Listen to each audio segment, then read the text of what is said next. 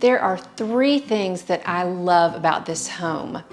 It's on a corner lot, it's got a 3-car garage, and just take a look around at this beautiful kitchen.